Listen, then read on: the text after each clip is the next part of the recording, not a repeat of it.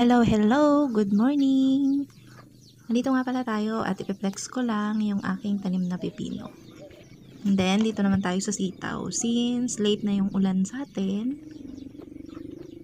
sad to say, konti na lang yung bunga ng ating sitaw kasi late na yung ulan. Yung iba, patuyo na siya.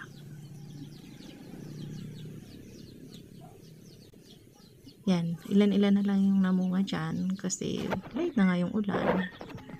Then, dito naman tayo sa ating sili. Namunga naman yung ating sili pa isa-isa. Yan. Yung iba, namumulaklak pa, nagkakandalaglag kasi inabot naman ng ulan. Yan. Ang gaganda ng sili, no? Yan. Meron din tayo ditong kalabasa. Yan. Thank you for watching, guys. Please follow for more. Bye!